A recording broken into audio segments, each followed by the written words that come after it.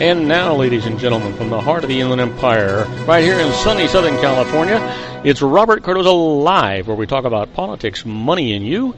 This is the intersection of business and politics. And now here's your host, Robert Cardoza. And welcome aboard. I am Robert Cardoza. You're listening to Robert Cardoza Live on the street at the intersection of business and politics. You know what? I'm sorry we got a late start. We had some technical problems here today. We do have those resolved, by the way, and I don't know what I did or what I didn't do, but we got them fixed for you. Now, I want you to know that on today's show, we're going to discuss what's in the news, new legislation, the IRS loses, and we're going to do our news segment, the tribute to the late great Paul Harvey, and the rest of the story. And then also today, my good buddy Sean LaFave is going to be here. He and I will be talking about health care and the Geared for Wellness Corner. And then right after that, probably during the whole time, my grandson is here, Joey, and Joey and I will be talking about a varied amount of different things going on. But since we're running about 16 minutes late on our schedule, I will be kind of manipulating the schedule around a little bit to see what we can do to make it go. Anyway, let's talk about the weather today at 3:16 p.m. Pacific time. It is currently 90 degrees here in the heart of the Inland Empire in sunny Southern California. Well, that's on its way down to 62 degrees, and it's just going to be an absolutely magnificent day today. So, we're looking forward to that whole thing. Now, you know what? I want to talk to you about the news. I want to talk to you about the 10 things that you need to know for today. That's Thursday. Your daily look at late-breaking news, upcoming events, and the stories that will be talked about all day today and tomorrow. First off, British politicians make frenzied final appeals before high-stakes referendum on the European Union membership. A vote to leave would trigger a period of uncertainty during years of negotiations on the relationship between the European Union and the United Kingdom. Then, rebellious Democrats disrupt the House, stage a sit-in to demand a vote on gun control measures. House Speaker Paul Ryan dismissed the protest as a publicity stunt and said there would be no vote on the gun bills. Then, Trump attacks Clinton with a grab bag of favorite Republican criticisms and inaccuracies. The presumptive Republican nominee slammed his rival as a world-class liar, while Clinton called his charges outlandish lies. Then, North Korea trumpets the success of powerful mid-range ballistic missile test. The North says the launch demonstrated an ability to strike U.S. forces throughout the region. And up next, Islamic State demonstrates a stubborn resilience in face of recent losses. The militants dealt with embarrassing setback to the Syrian army near Raqqa with a swift counteroffensive. And Uber, Lyft battle proposals for fingerprint checks on drivers. A number of state and local officials have proposed the checks following incidents where Uber drivers were found to have criminal records. Former UN General Assembly Chief John Ash dies at 61 amid bribery case. The Antiguan diplomat who died at his home in New York State and been accused of U.S. federal authorities by accepting more than $1 million in bribes. Well, where a plane is heading after rescuing 2 sick workers from Antarctica. The small plane is flying to Chile, where the 2 U.S. workers are expected to receive medical care. How Dennis Hastert begins his 15-month prison term in hush money case related to sex abuse. Well, the former U.S. House Speaker wheeled himself into a federal prison in Minnesota, followed by a woman carrying crutches, a plastic bag, and a small brown box. And then finally, what Ben Simmons said on the eve of the NBA draft. Arriving in New York, hoping to be the number 1 pick, Simmons said, "I think I'm ready." Absolutely. That's exactly what you'd expect. Now, let's talk about some more in-depth news. That's where we really want to be going this time. And you know what? Let's get right to it. First off, a powerful tornado strikes East China. 78 reportedly dead. This came in just 2 hours ago. A tornado and hailstorm struck the outskirts of an eastern Chinese city on Thursday, which is today, killing at least 78 people and destroying buildings, smashing trees and flipping vehicles on their roofs. The tornado hit a densely populated area of farms and factories near the city of Yangqing in Jiangsu province, about 800 kilometers. That's about 500 miles south of Beijing. Nearly 500 people were injured, 200 of them critically. The official Jiangsu news agency reported roads were blocked with trees down, power lines, and other debris. Heavy rain and the possibility of further hailstorms and more tornadoes complicated rescue efforts, the state broadcaster CCTV reported. Well, a lot of things in the news, a lot of things going on.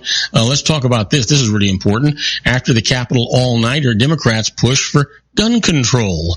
Exhausted but exuberant House Democrats vowed to fight on for gun control Thursday as they ended their high-drama House floor sit-in with songs, prayers, and defiant predictions of success. Republicans offered a dose of political reality, denying House Democrat demands and holding a Senate vote designed to show a bipartisan gun compromise can't actually pass. They're staging protests. They're trying to get on TV. They're sending out fundraising solicitations.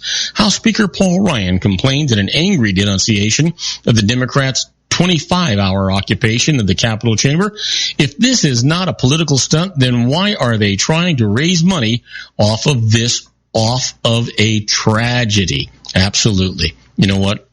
That's exactly what's going on here. Now, how about this? No to Obama's immigration plan, the Supreme Court says. A short-handed and deeply divided Supreme Court deadlocked today on President Barack Obama's immigration plan to help millions living in the U.S. illegally, effectively killing the plan for the rest of his presidency and raising the stakes even further for the November elections. The hotly debated direction of America's national immigration policy, as well as the balance of power on the high court, now will be determined in a large part by the presidential and congressional elections, immigration, and the court vacancy created by Justice Antonin Scalia's death in February. Already, we're featuring prominently in the campaign. So a lot of things going on there. Let's give you one more before we take a short break. In the World Trade Center skyscrapers, 3 up and 1 to go. The World Trade Center's newest $2.5 billion skyscraper reached its full 80 stories today. 1 of 3 high-rises now up at the site with 1 more to go. Almost 15 years after the Twin Towers collapsed, the site of the September 11th terror attacks has turned into a resplendent hub of soaring architecture, bustling businesses, and urban greenery. But a series of construction security fences signaled that there's still plenty of unfinished work before the 16-acre site is totally back to life. Now, do not go away, because when we come back, we're going to talk about more news, and we're going to alter our schedule a little bit today to accommodate the late start, but we'll get you the whole show. Don't worry about that. So don't go away. We got a lot of great show for you. When we come back, we're going to continue the news, and I'm going to talk about the latest. Lawmakers urge the UK and the Prime Minister Cameron to stay in office, and I'll tell you all about that right after these words. If you want to increase your client base and sales, then consider this, the Relationship Building Network at RBN. Given the current economic conditions and challenges, we all need to work smarter, make smarter decisions, invest our hard-earned dollars where it'll yield the best return for our investment.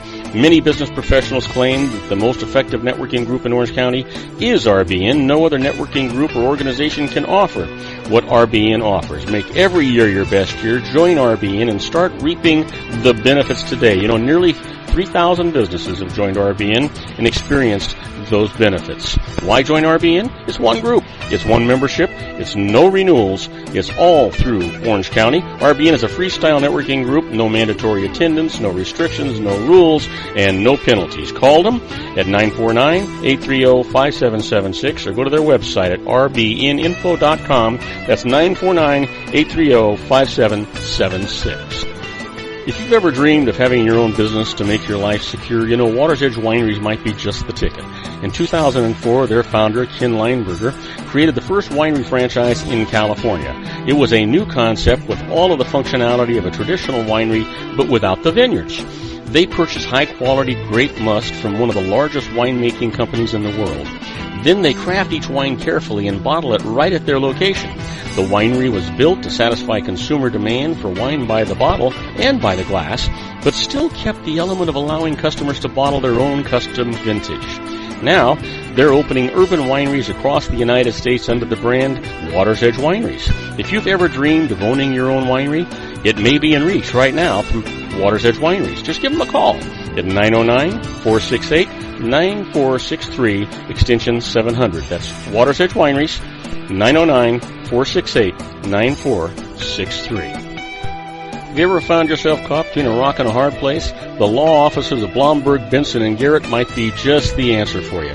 The attorneys of Blomberg, Benson & Garrett have been serving the Inland Empire since 1989. They're dedicated to the aggressive litigation of civil, criminal, and real estate matters. Over the years, they have recovered tens of millions of dollars for their clients. The firm's practice specializes in litigation of personal injury, accident, slip and fall, real estate, and criminal law cases. The firm provides clients with the care, accuracy, and dedication of experienced attorneys. Blomberg, Benson & Garrett is located at 10300 4th Street, Suite 150 in Rancho Cucamonga, California. They've been providing the Inland Empire residents with outstanding legal services for over 25 years. They look forward to providing you with aggressive legal representation. Call them at 909-945-5000, where you can talk to a person, not a machine. That's 909-945-5000, the law offices of Blomberg, Benson & Garrett. And now let's get back to our show where we talk about politics, money, and you. I am Robert Cardoza. You're listening to Robert Cardoza live on the street at the intersection of business and politics. And we're talking news. And right now, let's talk about the latest news that we have out there. And that is the lawmakers urge the United Kingdom Prime Minister Cameron to stay in office. The latest on Britain's referendum on whether to leave the European Union. Dozens of conservative lawmakers who called for Britain to leave the European Union have signed a letter saying Prime Minister David Cameron should stay in office, whichever side wins the membership referendum. The letter signed by 84 legislators says whatever the British people decide, you have both a mandate and a duty to continue leading the nation implementing our policies. That leaves more than 60 Brexit-supporting Tory lawmakers who did not sign. The referendum on the European Union has deeply split Cameron's Conservative Party. Cameron led the Remain campaign, but senior figures including Justice Secretary Michael Gove and former London Mayor Boris Johnson's backed a Leave vote. Many observers feel Cameron will have to reign if Britain's vote to leave the 28-nation bloc. And reports that the Remain side could be headed to victory in Britain's referendum on European Union membership have sent the British pound surging more than 1% to $1.50. Polling station workers in Britain were seen rushing ballot boxes to be counted after the polls closed at 10 p.m. Thursday, which already is there if you think about it. It's earlier here in California, but it's certainly later there. Results are expected early tomorrow morning, so we'll see what actually happens with that.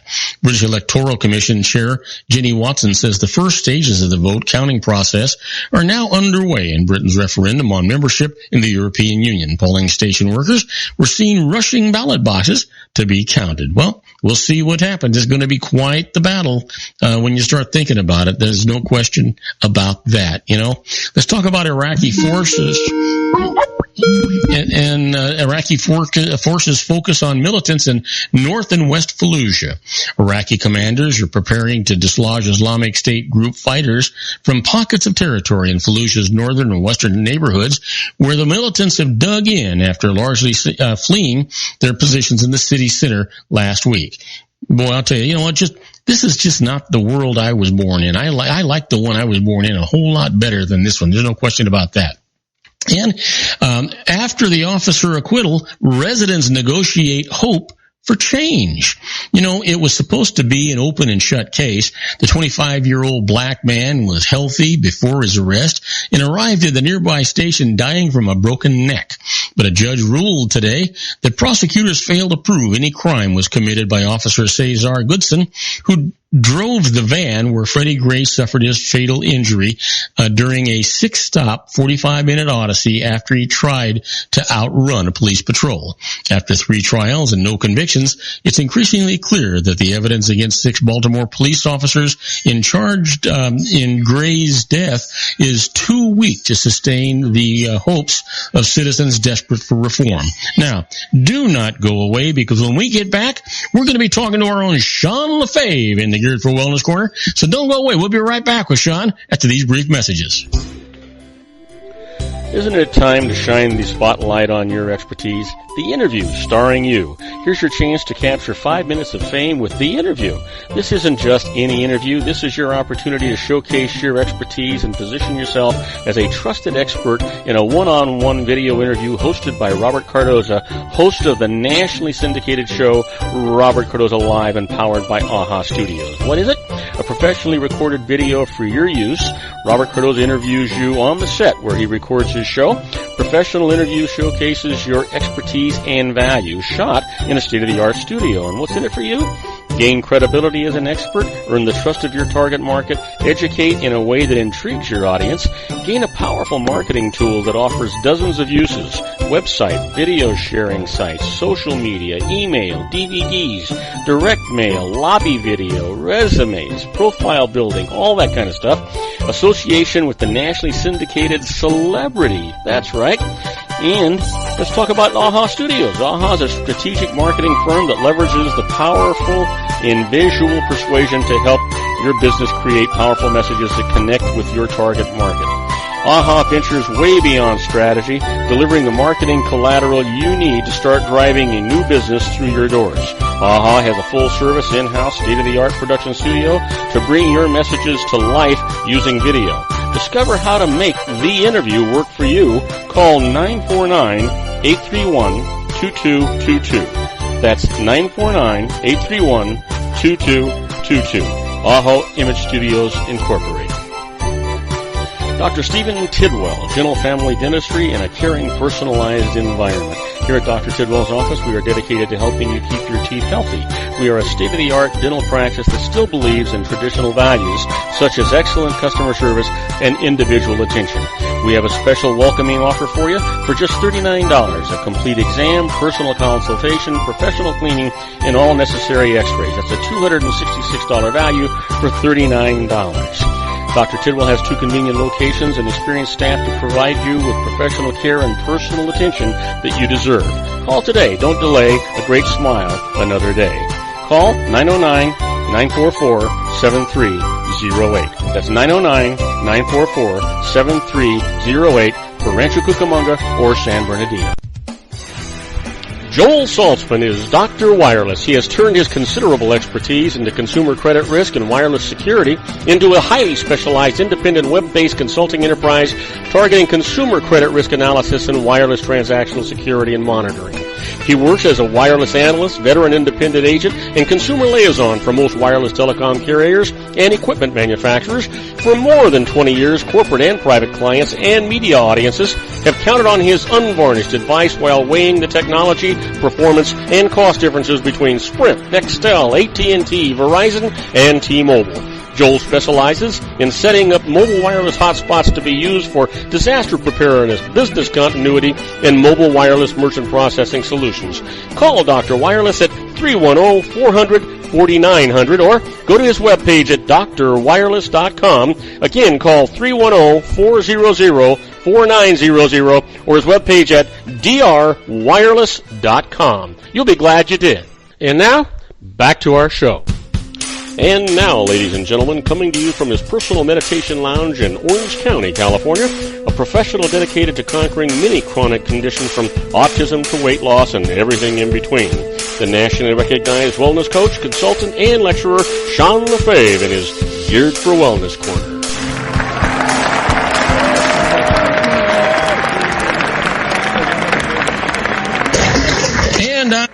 Robert Cardoza. You're listening to Robert Cardoza live on the street at the intersection of business and politics. We're at 3:34 p.m. Pacific time, currently 90 degrees here in the heart of the Inland Empire in sunny Southern California. It's on its way down to 62 degrees, but if you're listening to us on our globally syndicated network and you're in New York City, 78 degrees and overcast. And in Chicago, Illinois, 77 degrees and it's clear. But waiting in the wings is somebody who never heats up. He's just got himself all geared up for us every week. For the last 3 or 4 weeks, he's had one subject he wanted to talk about, and we've never gotten to it. So help me welcome our own Sean LaFave. Hey, Sean, how you doing, buddy? Good, Robert. How are you, sir? What's going on? Well, you know what? We had some technical problems getting started, so we got about a 16-minute late start, but now we've caught up to you and your segment. Well, we'll be running an extra 15 or 16 minutes after the show would normally be done today at 5 o'clock. So it's kind of a test on my math, I guess. Yeah. So how are you doing? Listen, you got to be getting a little tired. You're driving yourself to absolute exhaustion, and I mean that literally. You're driving all over the country. You're giving seminars. You're getting hot dates. You're having wonderful gourmet meals, and then you're just crashing totally inebriated on a lonely bed in a Holiday Inn somewhere. Yeah, I tell you what, I haven't had to drive other than to the grocery store and maybe a couple of other errands this week. I haven't done a lot of driving, which is good. But I tell you, of course, when we ended the show Tuesday, we touched briefly on what's going on with my mom, and so I've discovered when your parents, or at least your mom anyway, in my case, has heart surgery. She got a heart valve replacement done, and you go to take care of your mom when she gets home from rehab, and we're going to talk a little bit about that too. Is what happens is you basically reverse roles from when you were like 3 years old. Yeah. So now I'm doing all of the cooking and washing the dishes and the laundry and I drop that. Can you pick it up off the floor for me? Those kind of things. So, and you're happy to do it. Yeah, and I'm happy to do it. I'm glad that I was able to get out here and do it. But it's been definitely tough on her, and I'll tell you, she's asleep right now. And which is a wonderful thing. And she is right now getting the best sleep that I have seen her get, probably the longest nonstop sleep that I've seen her get since I got here. Well, that's absolutely wonderful. From your lips to God's ears, I think that's going to be a sign of recovery. She needs that. She's got to be exhausted from everything she's gone through, and now that her body, I don't know how many times, Sean, I've heard you say sleep is the body's way of recharging its batteries and re-strengthening itself. So this is a good sign, right? Oh, it's absolutely a wonderful sign. And the funny part, and I say funny, not ha-ha funny, but funny as in just, what a crazy world we live in. Uh-huh. The reason why she's getting so much great sleep right now is she just got this new lift chair. It's made by, I think, the Golden Company, I think is who makes it, Golden lift chairs. Mm-hmm.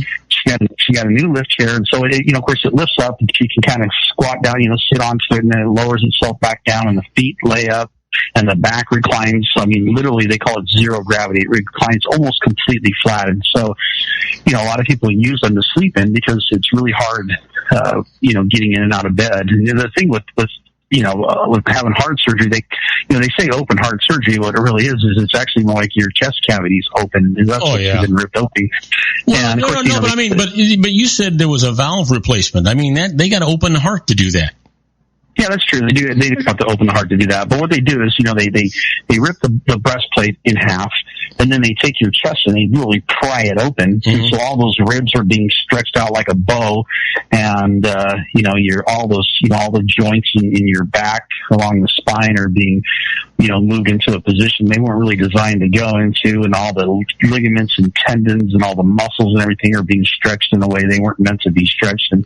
And so really where where she's experiencing the most pain is not in her chest where she got cut open, where the bone is healing and it's wired back together, but it's actually in her back, where all of those, all that stress was put on. Oh, sure. While her chest was. So she got this new chair, which of course, you know, she's under Medicare, which, you know, we're going to talk about this today. You know, she, you know, you pay into this your whole life, you know, and when time comes around, you know, our government's supposed to take care of us. And, well, that sounds an awful lot like socialism.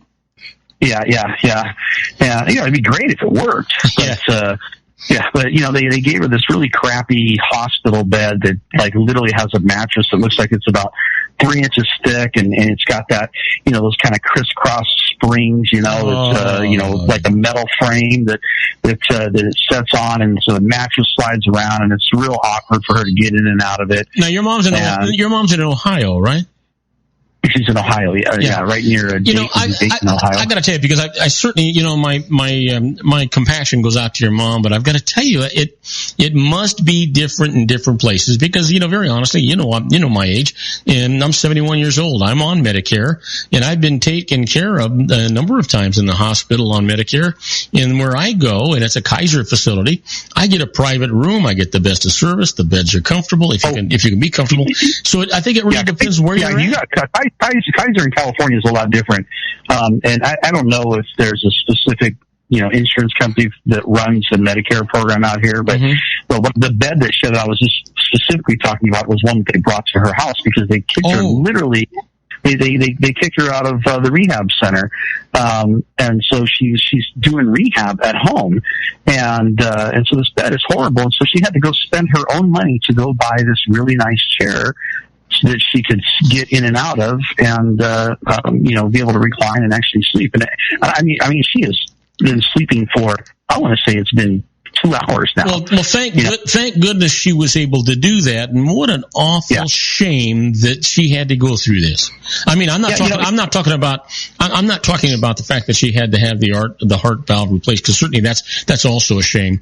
But the fact that she would be treated this way, with a total disregard for the comfort of somebody who obviously is a little bit older to be on Medicare, that's wrong. That's just wrong. Yeah, she's 74 years old.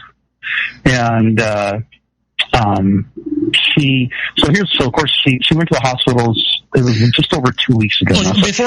Before I forget, Sean, I'm sorry. I wanted to let you know that, you know, my grandson Joey is listening in, and I told him today if he had if he has any questions, I told him to feel free to ask you. But just so that you'll know, I didn't want you to be blindsided by it. Well, when we start the next segment, we'll get it started with. I have a question to ask Joey. Oh, okay. So, hey, Joey. By the way, welcome, man. I'm glad you're here today. It's awesome. Hi, it's nice to see you too, Mr. LaFave. All right. Can you actually see him? Because I just envision him. It's nice to hear you. Oh, okay. I can. I just picture someone who looks like you but smaller. That's it. You know, here's the deal. You know, Sean has a face. He has a face built for radio. I had a what? Say that again? You have a face just made for radio. My face is made for radio. That's true. Anyway, go ahead, my friend. I'm sorry. I didn't mean to. So yeah, no, that's fine. So it was about, I don't know, it was maybe 3 weeks ago, I guess it was now. She went in the hospital. She couldn't breathe, or she could breathe, but it was very labored, and she was extremely short of breath. And, you know, they found her lungs were filled with, first they said that they didn't think it was her heart, which my first thought was heart problem. And then they said, well, they didn't think it was her heart. I said, okay, well, what could it possibly be? And they said her lungs were filled with fluid. And I'm like, okay, that's only 2 things that I could think of offhand. And that's either your heart, because it's dumping water to be able to pump the blood that it needs to pump, or you've got pneumonia. And I don't think she had pneumonia. You know, you just don't get pneumonia like onset that quick. Right. And it turns out, she of course had a bad heart. They had to do a valve replacement. She got the surgery done. That was, 2 weeks ago yesterday, was the surgery. And so she spent 5 days in the hospital, and on Monday after the surgery, they told her, they said, hey, you know, we're gonna, even before the surgery, they told her this, because you live alone, you need to be in a rehab facility, you know, where we have constant care over you and we can take care of you, and on and on.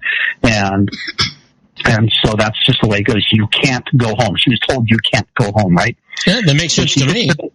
Which makes sense to me. That's fine. And I told her, you know, she was a little freaked out about it. You know, so in the beginning, you know, thank God they didn't tell her how the procedure was going to go. She had no idea, you know, how brutal that surgery really is. You know, that they literally take your chest and pry it apart. Sure. She said, honestly, if I had known that, I don't know that I would have gone through the procedure. I go, well, you just end up dying. And she goes, well, depending on how long I had left to live. I go, it didn't matter how long you had left. I go, you were dying right there. I said, you would have had no life left because you couldn't walk. You couldn't do anything. You would be living with your lungs filled with fluid. And so she needed to get the surgery. So she gets it, and they tell her, of course, hey, smartly so, you need to be in a rehab facility. She gets there on a Monday. On Friday, her caseworker, which anytime I hear the word caseworker, that's pretty much, to me, I get about as beautiful of a picture as I do if I hear Ku Klux Klan. It's like I just don't ever conjure up. I just never conjure up a positive image of a person who's, and I'm sure there are caseworkers out there who are wonderful people trying to do a good job. Sure. But the fact is, they represent someone else who wants to save money. Yep. And so this caseworker says, well, you seem like you can walk fine on your own, so you look like you're healthy enough. We're going to send you home, and we're not going to pay for your insurance, or the Medicare insurance is going to pay for your hospital stay past Sunday. So she was told minimum 2 weeks, probably closer to 3 weeks, she would need to be in rehab in the center, and now the Medicare is saying, yeah, we don't really want to pay for that because you can walk. Well, of course she can walk, because they didn't do anything to her legs. She didn't get a bypass surgery done. She had a heart valve replacement. And so they told her, look, you got 48 hours to go home. That's it. And we're not paying anymore. And so they kick her out. Forget the fact that she can't sit up on her own. Well, let me interrupt you for a second. There's something really bothering me here. And what's really bothering me is, what in the hell is Medicare dictating what the doctor's instructions should be? Why isn't the doctor controlling this? And, that's the way it should be. And unfortunately, that's not the way insurance, of all type, private or public, or, whatever, you call it, government insurance, they dictate whatever they want to. And once they've made their decision, you can protest it, but, the chances are unlikely you're going to get the answer that you want, at least within the time period that you need. And that's a common thing. It happens. Well, what would have happened? What would have happened if you didn't have the wherewithal to actually be there and help your mother? I mean, my goodness, what the hell's this society getting big? I honestly don't know, and I really wish that I could stay here longer, but I think me being here, these 5 days was enough to kind of, get her situated. I mean, she literally got home on Monday. No one came to the house on Monday. No one came to the house on Tuesday. Finally, a nurse came in on Wednesday just to check, see how she was doing, not help with anything, just to ask questions. And then another one came in, the occupational therapist came in today. So it's Thursday now, and she still hasn't even seen a physical therapist yet here in the house. She's supposed to have physical therapy 3 times a week. I mean, how ridiculous is that? I mean, I got to tell you, you know what? You're either the most patient man I ever met in my life, or you're just not telling me the reality of what you did when all this was going on. Because I want to tell you, I'd be raising 10 different kinds of hell. They'd hear me from coast to coast. Oh, I don't even know where to start, because who do you call? The problem is she's been on the phone and trying to get answers, and she's been getting a runaround, and the people who have been here were really nice people, and they're not the ones making the decisions. And the whole thing, I just told her, I said, Mom, you've got to, unfortunately, in a situation like this, you're going to have to do what you need to do to take care of yourself. You just can't depend on these people. You can get mad all you want, but, or I could get mad and I could huff and puff, but what it boils down to is, if you don't take care of yourself, nobody else is going to. And I feel comfortable with, I've met enough of the people who live, she's in a community here with a 55 and older living facility, all the entryways are in the hallway, and so they all talk to each other, and she knows a lot of the ladies that live here, and there's a couple of guys that live here too, but it's mostly women. And I feel comfortable knowing that when I leave, there will be people here to help her with things like taking out the trash. And she literally is not allowed to even take out the trash. She's not allowed to pick up anything more than 10 pounds. Well, I would hope not, for God's sakes. Yeah, and that's fine. And I literally have spent, ever since I've been here, mainly what I've been doing is cooking and, doing the dishes and going grocery shopping. And I cooked up a bunch of stuff that, we put in Ziploc baggies and, in freezer baggies, and we put them in the freezer. So when she wants to eat, all she has to do is take stuff out, thaw it out, heat it up, and boom, she's got an instant meal. And, I've been making some food for her while I was here. And of course, I've done some laundry for her and a few other things. And, taking out the trash or whatever the case, doing the dishes, straightening them up here and there, and kind of going through some boxes of her stuff, but the whole situation just, it's appalling. Yeah. But the problem is I've become so just disgruntled with the medical community in general that this doesn't even shock me. I was honestly surprised that they sent her home when they did. Well, and I was glad that I was able to be here the same day that she was sent home. Sean, I just have to tell you, I mean, both of us are incensed about the way the United States government is treating its veterans. Now, the veterans went out and they made major sacrifices, ultimate sacrifices for us, and we should at least take care of them. But in this particular case, and you said it at the very beginning, this is something that she paid for. She paid all her life for this, and the government is ignoring that and dictating what is going to be best for her health in opposition to what her own physician is ordering? Yeah, exactly. The government that she paid into is saying, you know what, we're not going to pay for your care now. It's like she's 74 years old. That's what's the point of having Medicare? And I even asked the question. I said, my niece Jessica lives just about 5 or 10 minutes away, and so I asked the first nurse that came out. I said, "Will the Medicare system pay for her granddaughter to come out and help her, 2 or 3 times a week?" And she said, "No, Medicare won't. If she had Medicaid, they would pay for it, but Medicare won't." And I thought, well, why is it someone who's if you're broke and you're just sucking off the system with Medicaid, then they'll pay for you to have a family member come in and help you. But, you lived your whole life paying into a system, and Medicare says, no, we're not going to do it. And you know what? And it's even worse than that, because who do you think has more money in the bucket, the feds or the state? Because Medicare is a federal program, and Medicaid is a state program. And if the state would take better care of her than the feds, is there something wrong with the way they treat their citizens? Yeah. Oh, yeah. The state is, and that just boils it down to, the smaller the organization, the better the care you're going to get. Federal government's going to suck. State is probably going to do better. Private industry is going to do even better. She wanted to get somewhere where she could actually sleep. She had to go reach into her own pocketbook and buy herself, a nice chair that's comfortable and that she can get in and out of without causing herself more chest pain. Well, I got to tell you, I mean, you have really hit my hot button today. If you were here in the studio with me, Joey will tell you there is smoke coming out of my ears. I believe it. I am so incensed at what I'm hearing is driving me crazy. Matter of fact, I can tell you, very similar to this, my own daughter, you know that we talked about the issues that were going on. You know what? Mm-hmm. Before they would do anything, she's got insurance because you know why? Because Obamacare mandates it. Now, she's a successful attorney. She has her own practice. All those things are going on. She has Kaiser Permanente under Obamacare, and she had to pay $3,800 up front prior to her emergency surgery. Or they weren't going to do it. Isn't that crazy? You know what? And I'm drawing an analogy, and I guess it's pretty kind of a poor analogy, but the truth is, the analogy is our country's is sitting on, our country's got his head stuck in the sand. I got to watch out what I say. I am so mad, Sean. Jesus. Yeah, me too. And it's the unfortunate part is, who do you lash out? You get lash out at someone on the other end of the phone, but it's, the person who's responsible for all this is never going to pick up the phone. But I'll tell you what. I'll tell you how you get even. And the problem is not enough people do it. Our entire country, the citizenry that has the right and the privilege to vote, are not taking it to the ballot box because that's where you can fix it. Just get rid of all these guys. I agree.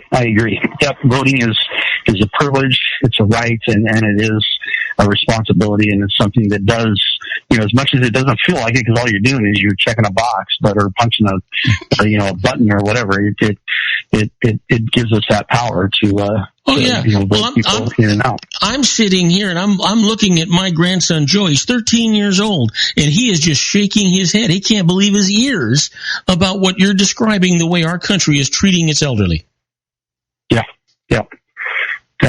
Yeah, someone who was born and raised, her dad is a retired Air Force I don't know what his rank was, something sergeant. Yeah. I think he was a staff sergeant or tech sergeant. But it's just crazy to think that this is the way that our system treats people, and you just see it time and time again. And you think about what's it going to be like if Bernie Sanders got his way, or if Obamacare became the rule and not the exception. If everybody had Obamacare, then what would be happening? I just can't imagine that it would be better. There's no way. Look, the average. I looked up. I was curious what the numbers were. The average heart valve surgery in the United States costs anywhere between $80,000 to $200,000. Yeah. And so that's just one surgery. I understand, like, you guys want to save a few bucks, but to say, okay, you can't stay in a rehab center for another week. What is that going to cost? Maybe, what, 10 grand? Yeah. When you're talking about 200,000, another 5%? Come on. Yeah, exactly. It's a small percentage, and they're not going to save all. It's not like they don't have to pay. They still got to pay for nurses to come out here. Yeah. They got to have a regular nurse or a registered nurse. I say regular nurse, but I mean not a physical therapist or something like that. But they've got to send out a registered nurse, and they got to send out an occupational therapist, and they've got to send out a physical therapist, and they're paying for this crappy bed that she's got in her living room, which she's going to send back. I guarantee you, as soon as she wakes up, she's going to be like, I will never touch that bed again, because I was watching her sleep, and all I could think was, this is the best sleep I've seen her get since I got here. Well, thank God, because that's what she needs to heal. How the heck did they put her on a bed that even an animal couldn't get a decent, nice rest, much less a human being, and that's just ridiculous. Hey, listen, we're going to have to go on a break. You want to give us a teaser for what you're going to talk about when we come back? Well, I want to talk to Joey, and I want to follow you. So, Joey, I'll let you think about this. What I want to know is, when your grandfather Robert and I, when we were kids, we played outside all the time. We were out running around. Matter of fact, our parents kicked us out of the house and don't come home until it's dark. And so that was just part of how we grew up, was running around, playing, being physically active.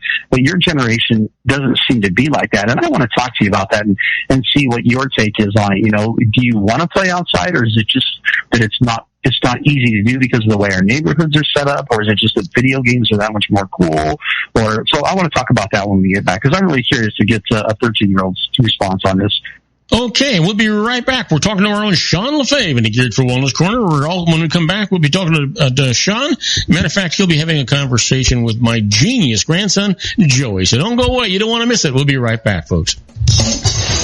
If you want to increase your client base and sales, then consider this, the Relationship Building Network at RBN. Given the current economic conditions and challenges, we all need to work smarter, make smarter decisions, invest our hard-earned dollars where it'll yield the best return for our investment. Many business professionals claim that the most effective networking group in Orange County is RBN. No other networking group or organization can offer what RBN offers. Make every year your best year. Join RBN and start reaping the benefits today. Nearly 3,000 businesses have joined RBN and experienced those benefits. Why join RBN? It's one group. It's one membership. It's no renewals. It's all through Orange County. RBN is a freestyle networking group. No mandatory attendance, no restrictions, no rules, and no penalties. Call them at 949-830-5776 or go to their website at rbninfo.com. That's 949-830-5776. If you've ever dreamed of having your own business to make your life secure, Water's Edge Wineries might be just the ticket. In 2004, their founder, Ken Lineberger, created the first winery franchise in California. It was a new concept with all of the functionality of a traditional winery, but without the vineyards. They purchased high-quality grape must from one of the largest winemaking companies in the world. Then they craft each wine carefully and bottle it right at their location. The winery was built to satisfy consumer demand for wine by the bottle and by the glass, but still kept the element of allowing customers to bottle their own custom vintage.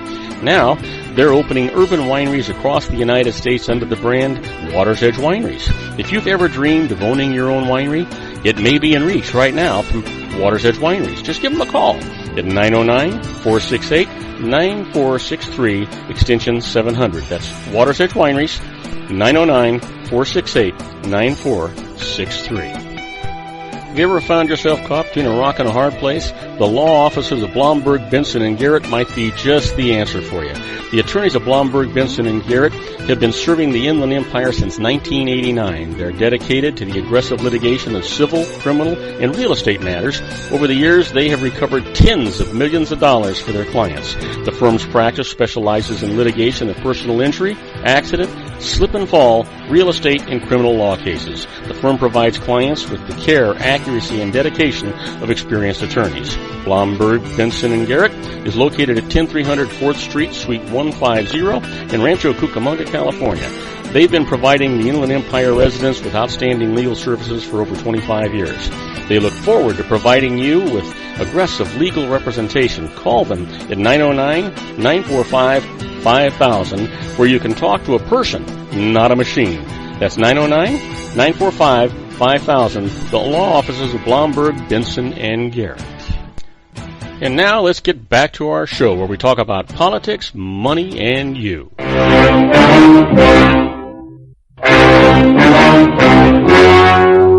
story you are about to see is true. The names have been changed to protect the innocent.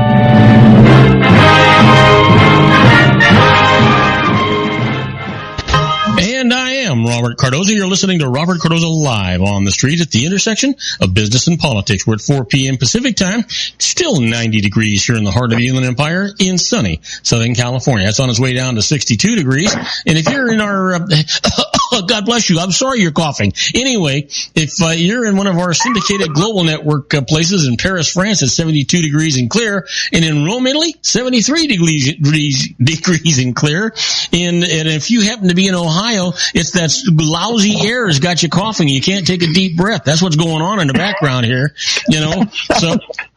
So between Sean coughing and my grandson coughing and me trying to keep my track of where my my place is, you know, we don't have a chance here today. Anyway, hey Sean, you have the microphone. You know, I actually wasn't coughing. That noise you heard. It's funny how you hear noises and they sound like something else to you. That was actually so of course the phone rang while we were on our first segment, and so now Mom's awake, and so she had to grab something out. We're getting ready to go to dinner with my niece right after the show's over, and so she got woken up by the phone. So she came in to grab a nice shirt, a nice flower, and that actually sound that you heard that sounded like me coughing was her closing the door. Well, that's okay. You know what? What I really love the idea is that I can tease you while that's going on. That works for me. Anyway, you got the microphone, my friend. All right. So Joey, you there? Yes, I am. All right. So you had a couple minutes to think about it. So tell me, you know, like I said, you know, when I was a kid, when your grandpa was a kid, you know, when we wanted to have fun, we didn't have, you know, there was no iPads, we didn't have cell phones, you know, smartphones, whatever. We didn't have all these electronic things. I mean, there was just nothing like that existed. And so we spent most of our time outside. And I know that our generation, we complain that kids don't spend enough time outside. So if someone was to say that to you, you know, hey, you kids really need to get outside. You need to play more. You need to get off the video games, get off your phones, get off your iPads, and go play. So how would you respond to that? Is it that do you wish there was a way that would be easier to play outside? Is getting outside not as easy because of the way, you know, the neighborhoods are designed, or what is your response? Is it just you don't want to, or how would you answer that? I would say that it's a lot of different. There are a lot of different contributing factors to this problem. The main factor, though, is it's a different world. There are the 24-hour media coverage, which I guess strikes fear into the hearts of parents when it comes to kidnapping and terror and all that type of stuff. So I think a lot of parents are afraid to let their kids just wander, like, let's say, go to the park. I think that there is a lot of interference on the part of parents between kids and their relationships with other kids. For instance, we have to have play dates. You know, they have to be scheduled a couple of weeks in advance, and you have to meet at someone's house and all that kind of stuff. You can't just ring the doorbell. It's funny that you say that. I used to, actually at one point, my son, when he was about your age, actually, 13, 14, something like that, he got mad at me because I was kind of sort of making fun of one of his friends, really not his friends, but more his friend's parents. And we would call up and say, hey, can, gosh, I can't think of the kid's name right now, but John, that's what it was. Can John come over and play? Well, they would say, yeah, we can drop him off at 4:15, but then we would need to pick him up at 7:30 or something. It's very specific. It wasn't like, yeah, we'll be there around 4 or so, and then pick him up later that evening, which is how it would be when we were kids. And there was no real. But now you're right. Like everything has to be scheduled, and I found the same thing with my son was finding when his friends could get together with him, scheduling with their parents, and you're right. And I think that when someone of my generation or your grandpa's generation says you kids need to get outside, to me, I don't think it's a straightforward answer. When I was a kid, we would run outside and we knew where our friends were going to be, or we would just go run to their house and knock on the door and they'd be, yep, I got nothing going on. Let's go play. And, so I totally get what you're saying with the whole, everything needs to be scheduled and I wish that there was a way that we could move away from that, because I think that it makes life a lot less fun. It makes it more rigid, and you have a lot less creativity you use in your playtime because of that. So yeah, that's a great point. I love that. So go ahead, keep going though. I'd say that it doesn't completely take out the whole idea of playing outside. Like there are a couple groups of kids in my neighborhood who are outside 24/7, and I'm outside a lot in a little place, playing around on my bike and that type of thing. I'm not doing it 24/7, but I think that... But your parents know where you're at. Yeah, they do. I always have my phone on me, and I tell them where I'm going. And I'm assuming at 13 you have a cell phone, or probably a smartphone or iPhone or whatever it is that if your parents need you, they can call or text, right? Yeah. Okay. And now, so when you do go outside and you're playing with your buddies, we used to play, boy, talk about politically incorrect. We used to play Cowboys and Indians, and Army. And we used to play Army, yeah, which probably isn't even allowed anymore either. And we would build forts and we would find all kinds. We would go play football out in the middle of a dirt field or something like that. Just being goofy. But so what do you guys do when you're outside playing? What kind of fun do you guys have? When I was little, I used to play a version of Army, but it was more like medieval warfare type thing, like pirates, that type of thing. But I had to do it in secret, because it wasn't allowed by most parents and it wasn't allowed in the school. So there was a lot of times the proctor was all like, you can't make finger guns or that type of thing. But you can't make what? You can't make the finger guns. You can't even do the motion with your thumb and your pointer finger. A finger gun. Yeah, I've heard about that. Kids getting kicked out of school for literally chewing a piece of bread into the shape of a gun or something stupid like that. Yeah. Well, yeah, but they're talking about your hand. When you take your 3 digits, the lower digits of your hand, that leaves your index finger and your thumb there. The thumb is the hammer of the gun, and the index finger is the barrel. Exactly. They're not allowing that in school. You get thrown out for the day if you do that. Yeah, we could bring, when we were kids, we could bring, granted, you got to be careful when you use it, but we could bring, plastic squirt guns to school. Oh, squirt guns and cap guns? Yeah, cap guns, yeah. Oh my gosh, yeah. Yeah. And now you can't even point your finger in a gun motion. No. So. Tag isn't even allowed. What's not? Tag isn't even allowed in most schools anymore. Wow. Man. Yeah. What is allowed? Do you guys play dodge? Do you guys even play dodgeball anymore? No, we're not allowed to play dodgeball. They have to use a workaround. I told you, Sean. I told you, Sean. You and I were raised in a much better world. We were raised in a much better world, and I just don't get it. So what kind of games are you allowed to play at school? I mean, basketball. I don't even know what's left. They have basketball, they have soccer, they have all those types of things. PE, they like to make really creative games, and oftentimes they are fun. But when you're out at home and you're trying to figure out what to play, oftentimes a lot of the kids in my neighborhood love airsoft, which is like BB guns. Oh, yeah, sure. So they go and they shoot pellet guns, and they have the mask on and the armor and all that type of stuff. That they wear the vest, and but not pellet guns. You're talking about. When you go play airsoft, and I've played airsoft too before, you don't play it in your neighborhood, do you? You actually have to go to an airsoft arena, right? Yeah. No, we don't play it in our neighborhood because you'd break something. Yeah. I used to let my son and his friends play airsoft in our backyard when I was living in Wichita, Kansas, and it finally got to the point that the neighbor behind us would come over just furious because he'd have all these little white, those plastic BB balls, whatever they are, all over his backyard. And I mean, he was livid, like the world was coming to an end. And so we had to finally put the kibosh on doing airsoft in the backyard just because of that. But he was not the nicest guy in the world. Well, you know what, Sean?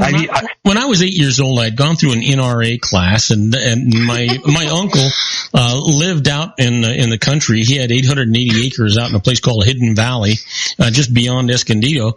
And I'd go there and visit with my cousin, who was a couple of years older than me, and he could drive. We had his old Army Jeep, and we'd drive out into the fields and the mountains in the back there. Yeah. I'd have a 22 one day, or a shotgun one day. The 22, we'd actually hunt for squirrels and rabbits, and with a shotgun, we'd shoot doves. And I was 8 years old. Nobody thought anything of it. You try that today. My first deer that I ever killed hunting, I was 12 years old. And I literally walked out the front door of our home. We lived out in the country. Walked out the front door of our house, walked down a dirt road until I saw a deer and shot it in the head, dragged it into the bushes, went home, got my dad. I had blood all over my hands, and it was literally like 6:30 in the morning. As soon as the sun came up, boom, I was gone. And, he wasn't excited to get woken up that early, but I think he was excited about the fact that I actually am putting food on the table. But, but that was part of my childhood too, was I would literally go take you talk about a 22 rifle. It's the only gun that it was the first gun that was ever given to me, as my own gun to own. I was, in 6th grade. And so I think it was my 12th birthday. And so I got this 22 rifle as a birthday gift, and I still have that gun today. It's the only gun that I've actually consistently, from the time I got it, have kept for years and years like that. I do own a couple other guns, but, it's just not the same. I've only owned them for a short while. But yeah, it was, we would go out in the country and you could go shooting and oh my gosh, could you imagine? People are afraid to even, walk out their front door with their gun to stick it in their car nowadays. Sean, we live in an era today, whether you're a young driver or my age, when you're driving around, not so much in the daytime, but you worry about, car hijacks and stuff like that in the daytime. But at night, you're all by yourself and you stop and some car pulls up next to you. You're at a stoplight, and it's red and there is nobody else on the road, and you're afraid to look to the right to see who's next to you, because that might be trouble. And you're thinking to yourself, why am I parked here all by myself at a four-way stop, and not a four-way stop, but a signal, and I'm just sitting here. I had to just go through this thing, because you become a little uncomfortable when somebody pulls up next to you. What kind of world is that? Yeah, it's a crazy world, and the chances are very likely that the person next to you is probably thinking the same thing. Sure, yeah. They're probably going, I don't know who this guy is, but I don't want to look at him. But and it's funny. I catch myself from time to time. I'll pull up to an intersection, even where there are other cars. I won't pull right up to the car behind me, because just in case something weird happens, I want to make sure that I can turn my wheel and drive away and escape, that I don't get stuck between two cars or something. Absolutely. So, I've learned to use those little tactics. So, well, I had a good friend of mine who was a police officer, and what he told me is when you're pulling up to the car in front of you, you always want to be able to see the bottom of the back tires. If you can see the bottom of the back tires, then you can get out of there. Yep, exactly. That's exactly what I do. I never really put it in those terms, but that's exactly what I do. I make sure I can see the entire car. Yeah, it's crazy to think that we live in a world that we, have to make those conscious efforts to possibly have an escape route in case something weird happens. But weird things happen. You were talking about, you and I were talking about what our lives as young people were, and compared to what they are today. You know, and one of the things that was rampant at both of Joey's schools, and I forget, you know, I remember when we had grammar school and we had high school. Now they have, I don't know, they have grade school, preschool, grade school, middle school, high school. I have no damned idea what it is. But you know, one of the biggest problems in schools today, bullies. Isn't that true, Joe? Or a lack of respect for fellow students? I think it's more of a lack of respect because there are less classic schoolyard bullies anymore. There are a lot of kids who think that they're manipulative and they act that way. And some of them are, but some of them just think that they're, you know, in a movie. Boy, in a movie, Sean. And are you allowed to have peanut butter in your school? Yeah, as long, but there's rules about sharing food at lunch, so there's no more like, you know, I'll trade you this for that. Kids still do it, but the kids ask, do you have any allergies before doing that? So you can bring peanut butter, but you just can't give it to your friends. Yeah, at my old school there used to be a table for kids with allergies. It was a separate table. Oh, wow. That's going to be but nowadays it seems like that's going to be a pretty big table. Like you're going to need more than just one. Yeah. That's unbelievable. Now, do you guys get, okay, so what are you going to be in? Are you going into 8th or 9th grade this year? As of August, I'll be in the 8th grade. So you're going to be starting 8th grade in the fall. Yes. Okay. So you're still in, I guess you call it middle school, right? Yeah. Okay. So do you guys get, like when I was it was called junior high, but it's, you know, middle school. Well, we had like an hour for lunch. And I think even one time during the day we had a recess that was a little bit longer in between classes. So we had some time to kind of go run around and play and have a good time. Even in high school. I remember in high school my lunches were an hour long. So do you guys get a 30-minute lunch or an hour lunch? Because I know my son, when he was in high school, which he just graduated 3 years ago, he only got 30 minutes for lunch. I get around 40 minutes. 40 minutes for lunch. Yeah. Okay. It still feels a little rushed. At lunchtimes, I find myself not even going outside. I sit and I talk to my friends at lunch because I can't do it any other time. But I get my hour of exercise at PE. Now, do you guys have PE class, physical education class? Do you have that as well? Yeah, but it's mostly playing games. What kind of games? Sometimes there are weird games that kids have made up or the teachers have made up. And sometimes, are they physical games or are they mental games? They're physical games. Oh. Sometimes my favorites are a mix of both. And they also have different runs and that type of thing. Traditional PE. Boy, how times have changed. I remember when I used to walk to school 5 miles uphill every day. Both ways. Yeah, no kidding. In the snow. Yeah, in the snow, in the rain, and the sleet. You know, I actually, you know, this part's actually true. At one point, we lived way out in the country, and I rode on the days when the weather was good. If it wasn't raining or snowing or something like that, or as long as the roads weren't covered with ice. This is when I lived up in Montana. When I was in junior high. When I was in junior high, and I would ride, I had a dirt bike, it was a Yamaha YZ80. I would ride my motorcycle 3 miles down a dirt road, park my motorcycle at a friend's house, and then catch the bus, which was about a 30-minute bus ride into school. And that was my daily commute. And then ride the bus back and get on my motorcycle and ride 3 miles down the dirt road back to the house, you know, and it was crazy. But I can remember even when I was in grade school, you know, that I would walk. We had a bus, but sometimes you didn't feel like taking the bus, and so I would walk, and it was I think close to 3 miles to school, and sometimes if I wanted to talk to my friends after school, they only lived a mile away, so they couldn't ride the bus. I would walk with them, and then hang out at their house for a little bit, and then walk the rest of the way home. And we're talking, you know, like 11 years old. Yeah. Parents would freak out nowadays if the bus showed up and their kids weren't on the bus. They're going, oh my gosh, you can't be 10 and 11 years old and walking 3 miles home. That's just you're going to get kidnapped and you're going to get cut up into little pieces, and you know. That's now, not then. Anyway, we have to take a break. What are we going to talk about when we come back? We're going to continue this conversation, or you got something else in store? Well, we got this is going to be our last segment, right? When we get back. Yeah. Okay, let's go ahead and talk about this pregnancy scene, so that way we can move on from it. All right. We're going to talk about a situation that happened back then and now. We're going to talk about pregnancy. We'll be right back. Don't go away. We're talking to our own Sean LaFave in the Geared for Wellness Corner. Isn't it time to shine the spotlight on your expertise? The Interview, starring you. Here's your chance to capture 5 minutes of fame with The Interview.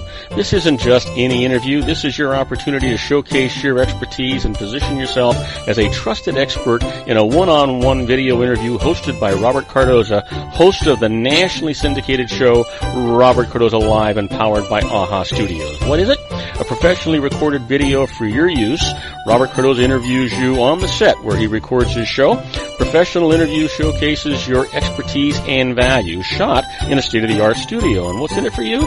Gain credibility as an expert, earn the trust of your target market, educate in a way that intrigues your audience, gain a powerful marketing tool that offers dozens of uses, website, video sharing sites, social media, email, DVDs, direct mail, lobby video, resumes, profile building, all that kind of stuff. Association with the nationally syndicated celebrity. That's right. And let's talk about AHA Studios. AHA is a strategic marketing firm that leverages the powerful in visual persuasion to help your business create powerful messages that connect with your target market. AHA ventures way beyond strategy, delivering the marketing collateral you need to start driving a new business through your doors. AHA has a full-service, in-house, state-of-the-art production studio to bring your messages to life using video. Discover how to make The Interview work for you. Call 949-831-2222. That's 949-831-2222. AHA Image Studios, Incorporated. Dr. Stephen Tidwell, Gentle Family Dentistry in a caring, personalized environment. Here at Dr. Tidwell's office, we are dedicated to helping you keep your teeth healthy. We are a state-of-the-art dental practice that still believes in traditional values, such as excellent customer service and individual attention. We have a special welcoming offer for you for just $39, a complete exam, personal consultation, professional cleaning, and all necessary x-rays. That's a $266 value for $39. Dr. Tidwell has 2 convenient locations and experienced staff to provide you with professional care and personal attention that you deserve. Call today. Don't delay. A great smile another day. Call 909-944-7308. That's 909-944-7308 for Rancho Cucamonga or San Bernardino. Joel Saltzman is Dr. Wireless. He has turned his considerable expertise into consumer credit risk and wireless security into a highly specialized independent web-based consulting enterprise targeting consumer credit risk analysis and wireless transactional security and monitoring. He works as a wireless analyst, veteran independent agent, and consumer liaison for most wireless telecom carriers and equipment manufacturers. For more than 20 years, corporate and private clients and media audiences have counted on his unvarnished advice while weighing the technology, performance, and cost differences between Sprint, Nextel, AT&T, Verizon, and T-Mobile. Joel specializes in setting up mobile wireless hotspots to be used for disaster preparedness, business continuity, and mobile wireless merchant processing solutions. Call Dr. Wireless at 310-400-4900 or go to his webpage at drwireless.com. Again, call 310-400-4900 or his webpage at drwireless.com. You'll be glad you did. And now, back to our show. And I am Robert Cardoza. You're listening to Robert Cardoza live on the street at the intersection of business and politics. We're at 4:22 p.m. Pacific time. It's finally getting cooler. It was 90 degrees. Now it's 89 degrees.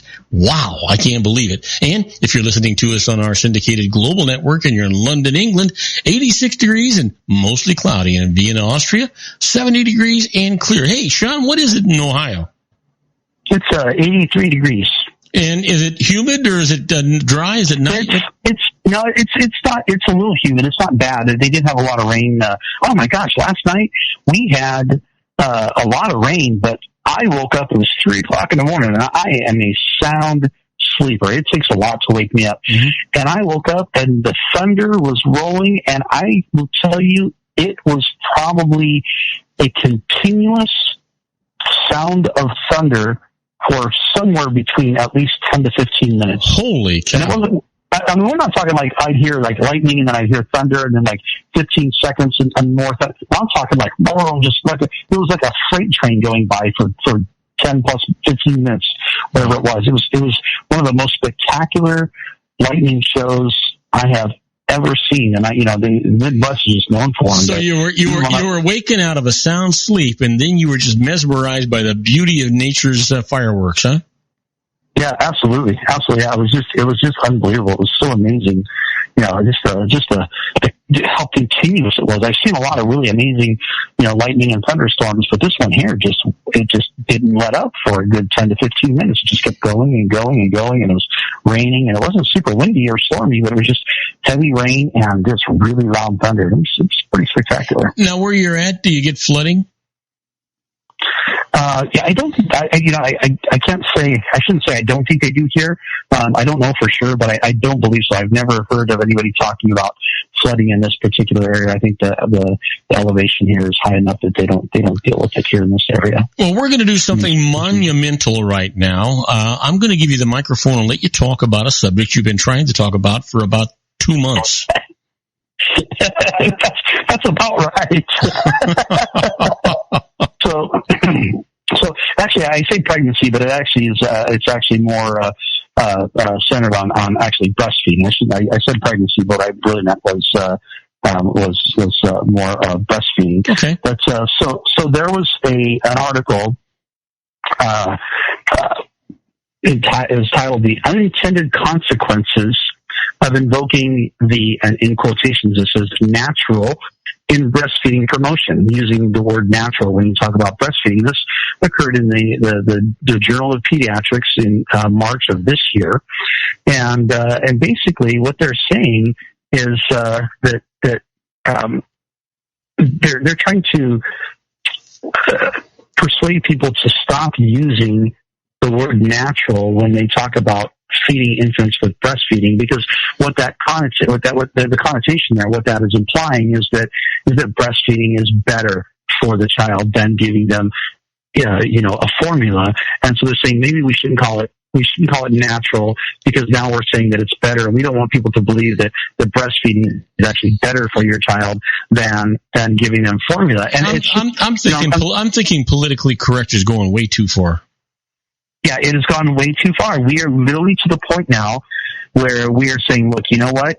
The things that really truly are natural in this world, like breastfeeding, well, we don't want to refer to them as natural. We want to lump them up in the same thing as those things that are not natural, because it really is not natural to take, a soy-based product with sugar and all kinds of other, synthetic vitamins and stick it in a bottle and feed it to a baby. That's not natural. It may be necessary in some cases, but really it's not the natural approach. And so these are literally physicians that are wanting to get rid of the word natural when you talk about breastfeeding. And it just blew my mind. And of course, I started doing some more reading about it, and I found all kinds of crazy stuff that the FDA, no, sorry, not the FDA, the CDC. Of course, we all know how much we can, trust our government and the CDC. But what their recommendation is, in regards to vaccinations, is they're saying that you should delay breastfeeding at the time that a child is getting vaccinations, because breastfeeding a child does so much good for improving the strength of their immune system that it actually reduces the efficacy of the vaccine. And so they're saying, why don't we put the child in a wait a minute. Move back again. Yeah. Would you say that just one more time, because I can't possibly have heard you right? Yeah, you heard me right. The CDC is saying, look, because you're breastfeeding your child does such a good job at strengthening the immune system. This is not verbatim, but this is basically what it's saying. They're saying because of the increased strength of the immune system while breastfeeding, the CDC is recommending that you delay or temporarily halt breastfeeding while the child is getting a vaccination, so that the immune system will suppress a little bit, so the vaccine will hold better and do a better job. God, you know what? I want to say oxymoron, but it's only a moron that would say something like that anyway. Yeah, it's just straight up moron. That just makes no sense to me at all. Yeah, and again, I've always said, if you want to get vaccines, be knowledgeable in what you're doing, understand the risks, understand, the side effects and everything else that goes along with it. If you still want to vaccinate, that's great. But if the CDC is so concerned that the immune system is being strengthened by breastfeeding, why don't they just say, you know what? Why don't you wait until after you're done breastfeeding to give the vaccination? Because most vaccinations that children get at a very young age, they don't need. They don't really.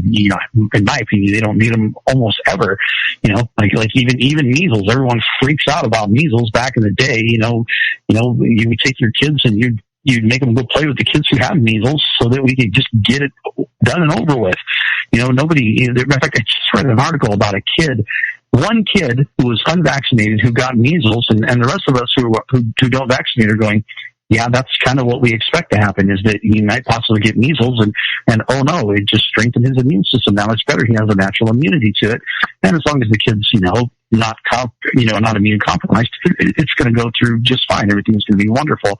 But, they're promoting it, and they're saying, this child who is unvaccinated has this deadly disease, and, now we're afraid that he's going to spread it to everyone else. And I'm thinking, what do you mean to the kids that are vaccinated, that are supposed to be protected? And it's really an interesting dynamic that, like I say, if you want to vaccinate, that's great. I'm not a hater that's going to go, you're a horrible person for vaccinating your child. But for the CDC to come out and say, you know what, stop breastfeeding, stop doing something that is the most natural thing that every species on the face of the planet does.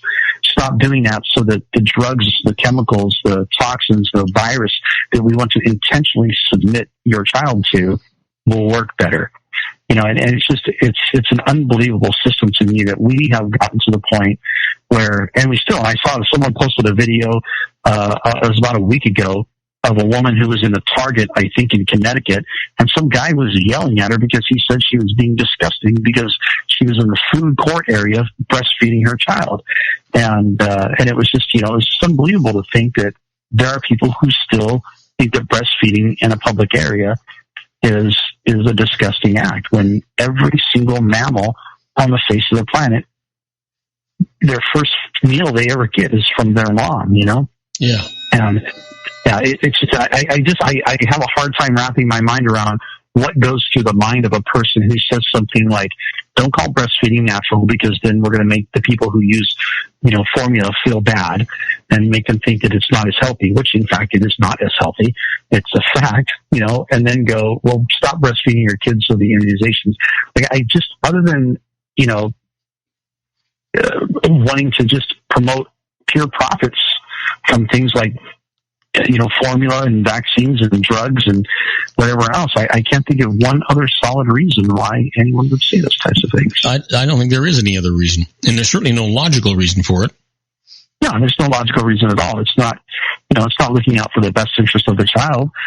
But breastfeeding is the healthiest thing that you can do for your child, unless the mom's got some sort of an illness or something wrong. If she's got, if she's HIV positive or something else, you don't breastfeed your child. I get it.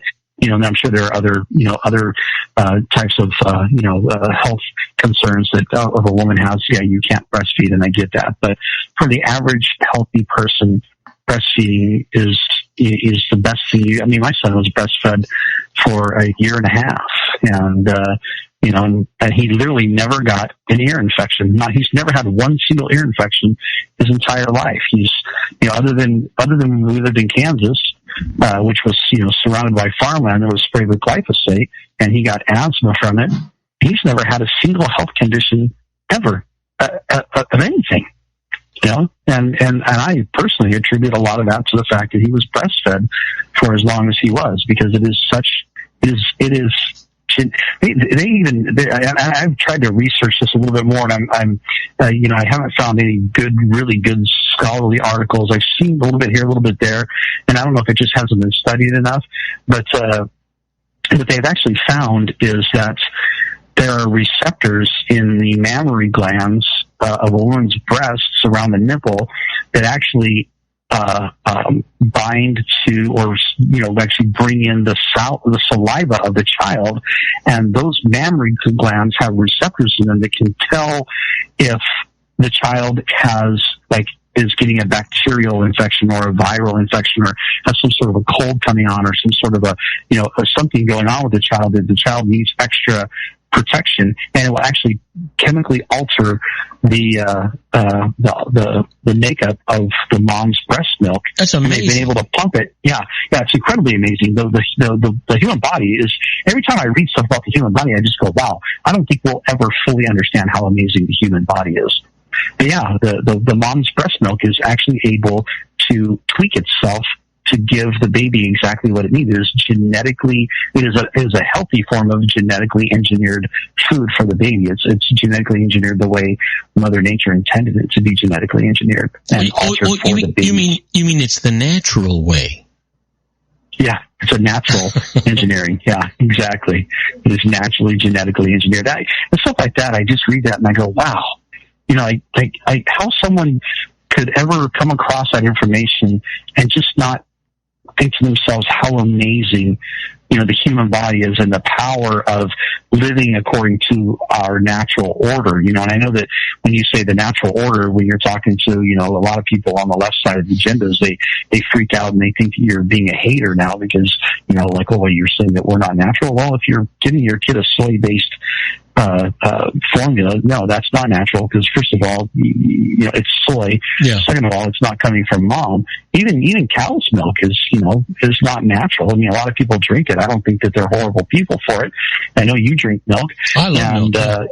Yeah, I know you do. And trust me, oh my gosh, I love milk. I was at the farmer's market one time, and they have raw milk from there's a different form of there's the alpha casein and beta casein, and it's the alpha casein I think is the one you want. The beta casein is the one we have a hard time digesting. But I got a pint of this raw cow's milk, and it was whole milk, and it was so delicious. Oh yeah, just walked around drinking that, and I when you can get raw milk, to me, I think it's fantastic.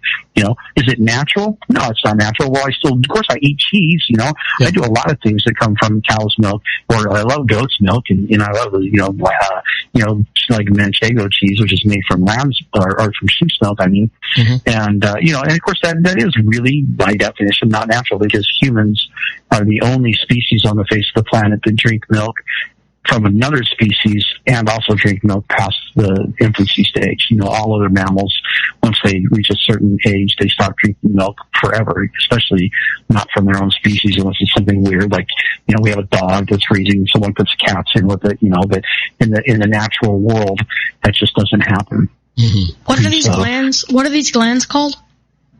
What's that? What are the glands called that detect Excuse me? You're kind of echoing a little bit. I had a hard time hearing you. He's asking you that around the nipple there are special glands that detect the lack of nutrients in the infant, and he's wondering what those glands were called.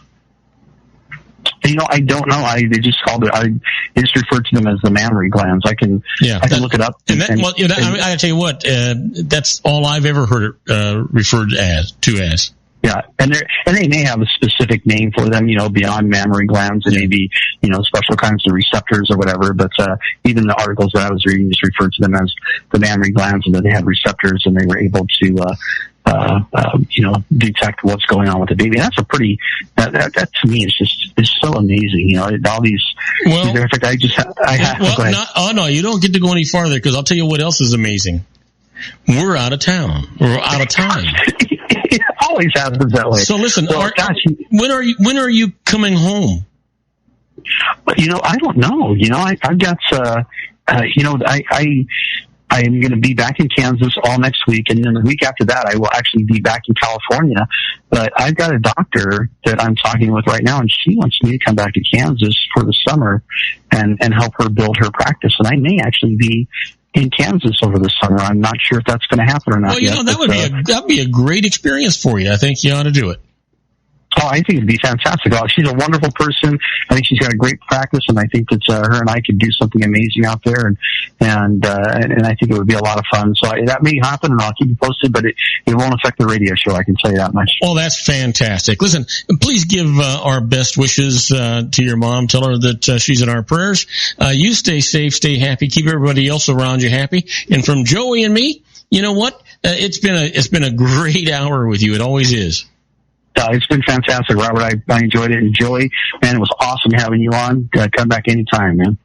Thank you. It was great talking to you, too. All right, buddy. Take care. And have a good night, guys. All righty. Now, for the rest of you folks that are sitting out there, do not go away, because when we come back, we're going to be doing the birthdays for the day, the secret daily teaching for your life, the Harvard business tip of the day, and interesting but useless facts. And then after that, boy, have I got a surprise for you. My grandson, Joey, is going to do a critics corner about Nielsen ratings and God only knows what else. But when he comes back, you're not going to want to miss that. But right away, we're going to take a short break, and when we come back, we'll do the birthdays and the daily tips. So don't go away, folks. We'll be right back.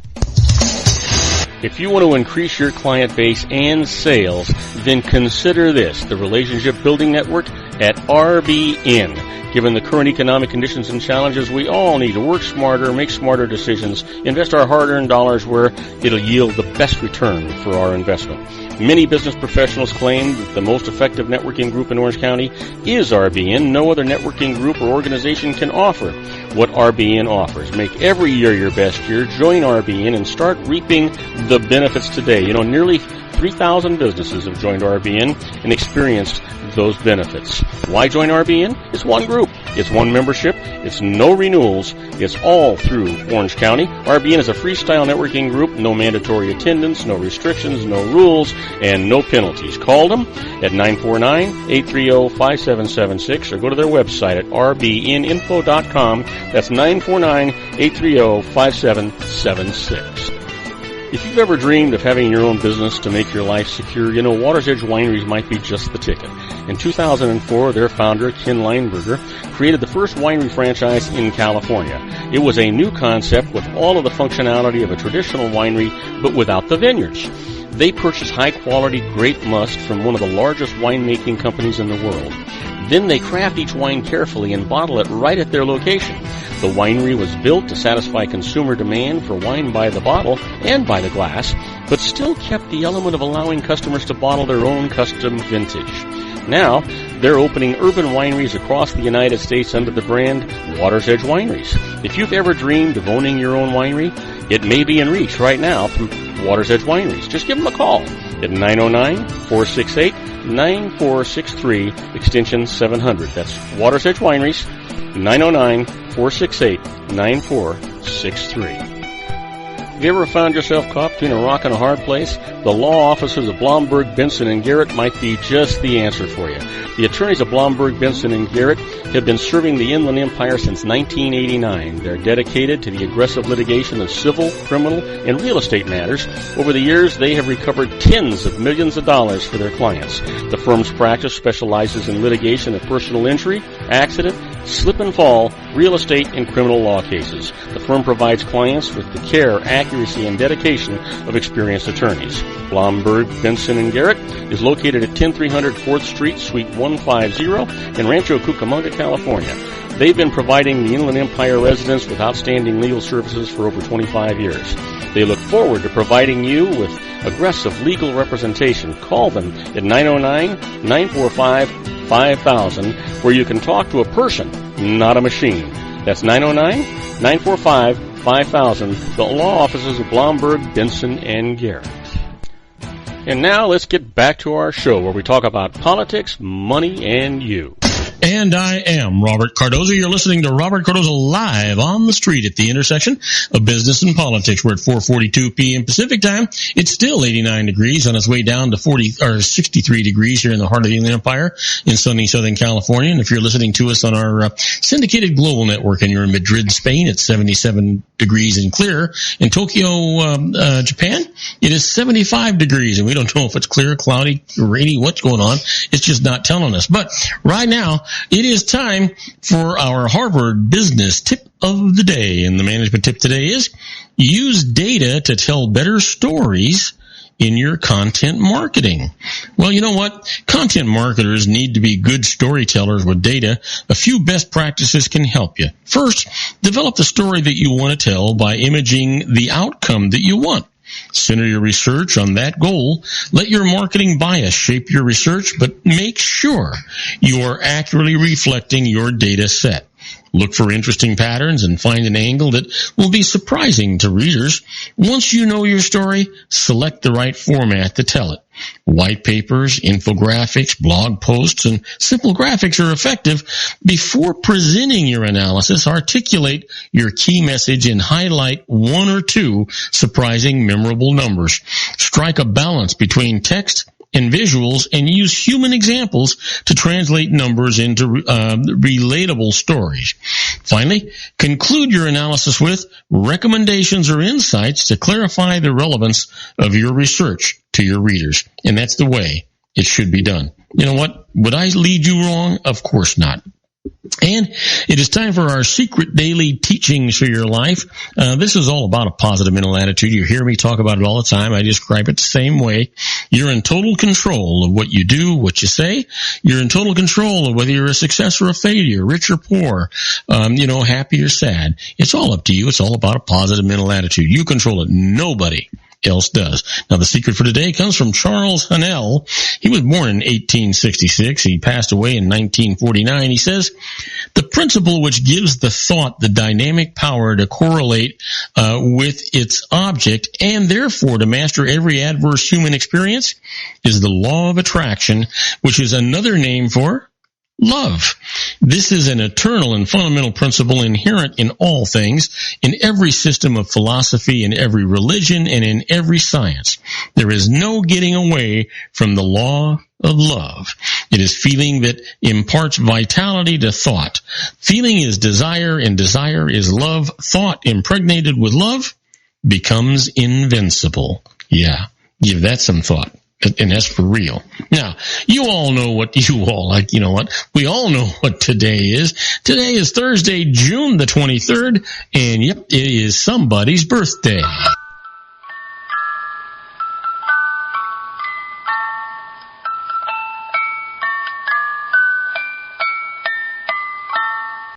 And you know what? We've got some great birthdays for you today. First off, a person born in 1940, passed away in 1994, an African-American athlete who became the first American woman to win 3 gold medals in track and field during a single Olympic Games, despite running on a sprained ankle at the time.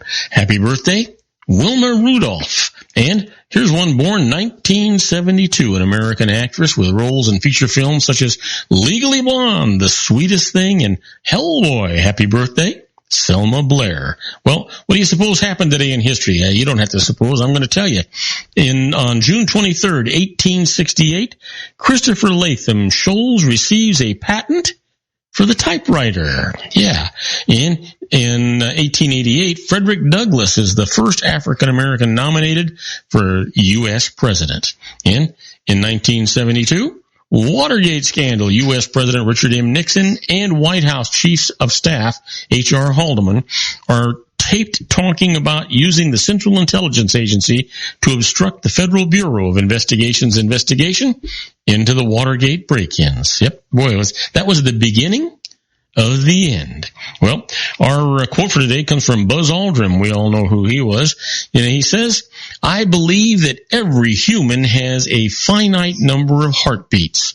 I don't intend to waste any of mine running around doing exercises. How do you feel about that, Joe? Makes sense, doesn't it? Yeah, it sure does. Well, it's time for us to talk about those interesting but useless facts. Did you know that Finland has the largest number of islands in the world? Over 179,550. Can you imagine? That's a lot. I had no idea. I've been there, and I didn't know that. How about this? Did you know a canary bird that cannot sing will never find a mate? Lonely, huh? You know that Tom Wolfe was paid $5 million for the film rights to his novel, Bonfire of the Vanities, the most ever earned by an author. Boy, isn't that something? And Lucy Ricardo's maiden name was McGillicuddy. That's Lucille Ball, in case you didn't know. And did you know that a recent study indicates when men crave food, they tend to crave fat and salt. When women crave food, they tend to desire chocolate. Chocolate. Chocolate. And let me give you this one. This will be our last one. It's in West Virginia. You cannot fly a red flag in front of your house if you are disappointed in your sheriff. There are just some strange laws still on the books, Joey. Anyway, talking about Joey, when we come back from this very short break, my grandson Joey is going to give us some information on the Critics Corner. Joey, what are you going to tell us about? Well, I'm going to first give the Nielsen's top-rated programs for the 13th through the 19th of June, and then we're going to review The Conjuring 2, a new horror film out in theaters now. All right, we'll be right back with Joey in the Critics Corner right after these brief messages. Do not go away. If you want to increase your client base and sales, then consider this, the Relationship Building Network at RBN. Given the current economic conditions and challenges, we all need to work smarter, make smarter decisions, invest our hard-earned dollars where it'll yield the best return for our investment. Many business professionals claim that the most effective networking group in Orange County is RBN. No other networking group or organization can offer what RBN offers. Make every year your best year. Join RBN and start reaping the benefits today. You know, nearly 3,000 businesses have joined RBN and experienced those benefits. Why join RBN? It's one group. It's one membership. It's no renewals. It's all through Orange County. RBN is a freestyle networking group. No mandatory attendance, no restrictions, no rules, and no penalties. Call them at 949-830-5776 or go to their website at rbninfo.com. That's 949-830-5776.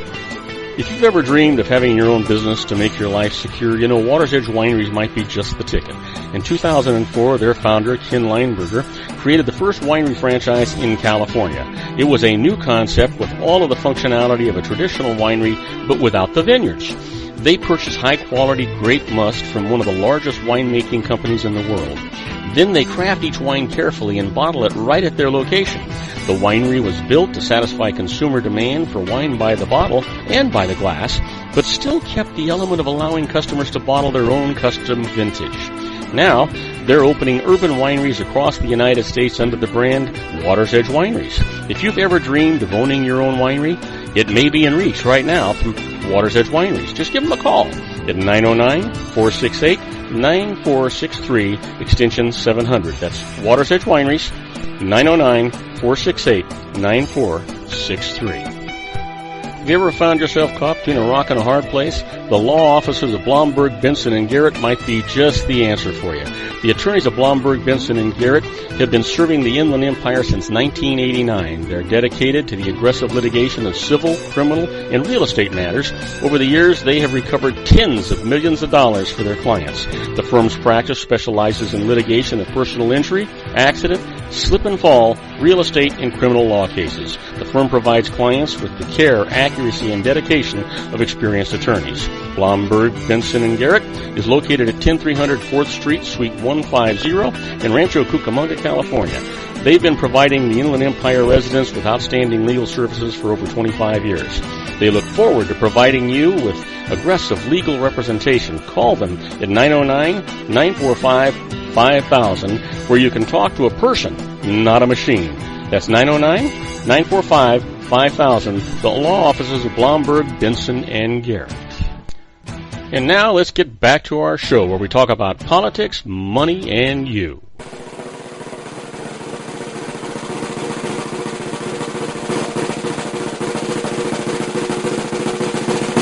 And I am Robert Cardoza. You're listening to Robert Cardoza live on the street at the intersection of business and politics. And you know what? It's time for the Critics Corner with my grandson, Joey. Hey, Joe, let's get right to it. Okay, so we're going to start with the top 20 of the top-rated programs for June 13th through 19th. The first 4 go to the NBA Finals coverage. The 5th is America's Got Talent, which airs on Tuesday on NBC with a total of 11.54 million viewers.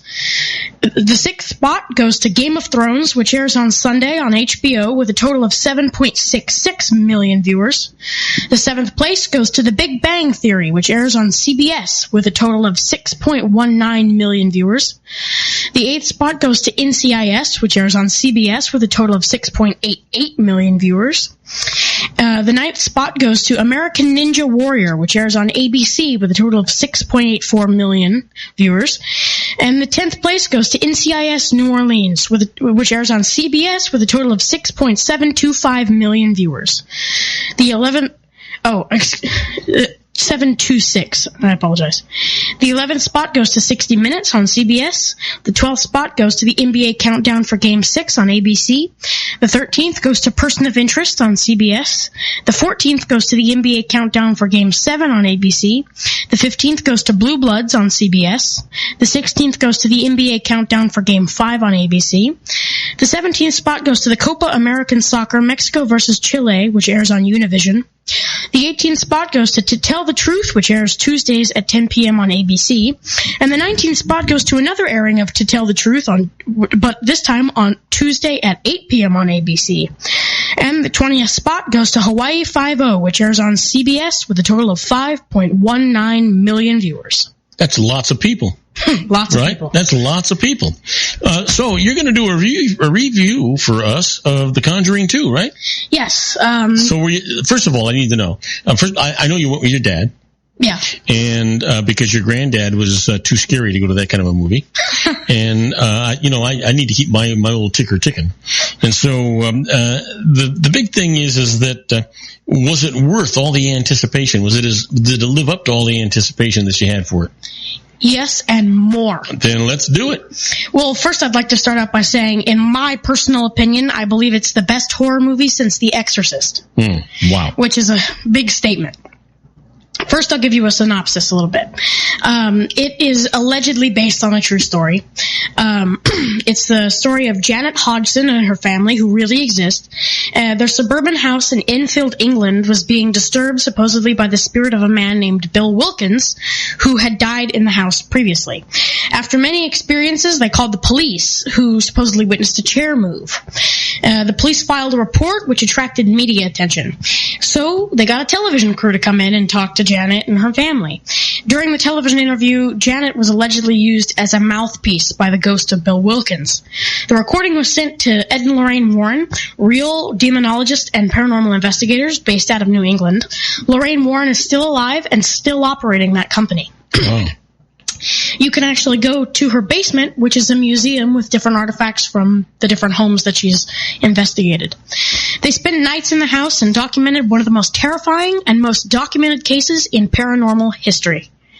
And at the end of the movie, when the credits are rolling, they play real audio from that television interview where you can hear the distorted voice that the girl... Oh, really? Yeah, and it was really frightening. They kept the lights off in the theater, and everybody was just sitting there. So was it totally dark when they played this? It was totally dark, and they were flashing real pictures of the family and the different stuff that was going on as you were listening to this girl, and on the bottom it said real audio footage. Wow. So, ratings, I'm going to do four different number sections: cinematography, story, acting, and the overall. And the ratings are 1 to 5 or 1 to 10? What? 1 to 10. 10 being best or worst? 10 being best, 1 being worst. Okay. Cinematography, I'll give it a 10 out of 10. It felt clean. It had a lot of different tactics that really made it, that weren't jump scary, but scared you. Mm-hmm. Like, you knew that it was going to happen, but it still happened. There's a great scene in their basement, which, because of a laundry incident, is flooded with water. And that was one of the great scenes in the movie. And it was even more interesting how they actually did it. And that's a perfect example of director James Wan's cinematography and how they worked it all out. And you told me that a lot of the scariness of this movie wasn't what they actually showed you, it's what you thought was happening, right? It was very much a psychological movie, even though the ghosts are not invisible creatures in this thing. I mean, the door will open by itself, classic horror cliches, but the ghost of Bill Wilkins is shown, face, clothes, everything in this movie. There's also another ghost that's introduced in the first scene, which actually takes place in the Amityville house. Oh, right. And that ghost is introduced in the first scene, and that's a reoccurring theme. There was also no violence, nothing. It was actually only rated R because of the scare factor. It was a horror movie, and they determined it too scary for children. Yeah. Acting, 10 out of 10. It was convincing. I felt like these were real characters. There's a great... I'd say that it's really a love story. Really? Yeah. There was the love story between paranormal investigators Ed and Lorraine Warren. And it was really interesting to watch their chemistry on screen and how they really did seem to care about each other. Lorraine is a clairvoyant, supposedly, and there in the trailer she says, I've had a premonition of your death. So that's a reoccurring theme, and the premonition is in the first scene of the movie, and she's constantly telling him, don't do this anymore or else this thing is going to kill you. Overall, I give it a 10 out of 10. It was a great movie. I could watch it again and again and again, and it would never be less scary. Why? Because wouldn't you anticipate, because you've already seen it, or even though it was that way, there's a lot of things that you missed that you would pick up that you didn't catch the nuance of? I think that possibly, yes, but I think that the way it was directed, the cinematography, the acting, the music in this movie was phenomenal. The use of trumpets and violins, and just like in the first one, which was... I think this one is actually better than the first one. I'd give the first one a 9 out of 10 just for cliched acting. This one was a 10 out of 10, but the music was equally as good, and it just haunts you. From the first opening where it's just playing the Warner Brothers logo, it was scary from the second they showed the Warner Brothers logo. And they're playing these trumpet sounds. I'm all like, oh, God, what did I get myself into? And you've gone to a lot of horror movies, and this is the one you say is number one. I love horror movies. I watch them all the time. I watch them on Netflix. I watch them in the theaters. I love the supernatural horror movies. I love Insidious, which is another James Wan film, the same director of this movie. Insidious does not keep me up at night, but The Conjuring keeps me up at night. It's the one movie that actually does scare me. Wow. And it's an amazing film, and that's why I was so excited to go see this one. I was really anticipating this one from the second they released the trailer. So who handled it better, your dad or you?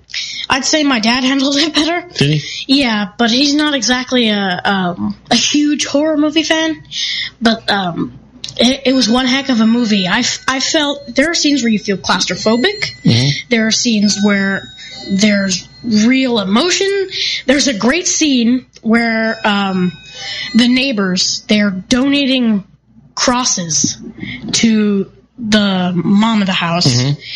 And so they hang up all of the crosses, and the scene's in the trailer, in the room where it's all happening the most, which is the girls' room. And she's trapped, the main character, Janet, who's 12,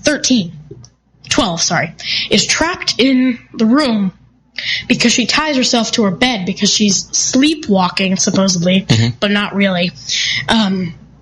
And she's sitting there, and she sees one of the crosses start to tremble, and then the cross turns upside down, and then all the other crosses start to turn upside down. And that was just a supremely creepy scene. Well, Joe, it's time for us to move on to another. You're getting ready to close the show. You're going to be with us tomorrow too, right?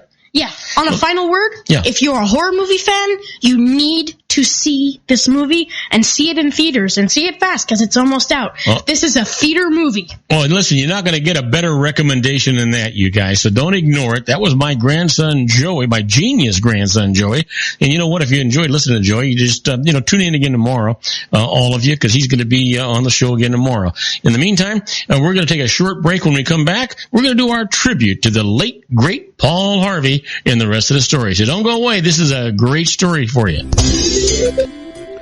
Isn't it time to shine the spotlight on your expertise? The Interview, starring you. Here's your chance to capture 5 minutes of fame with The Interview.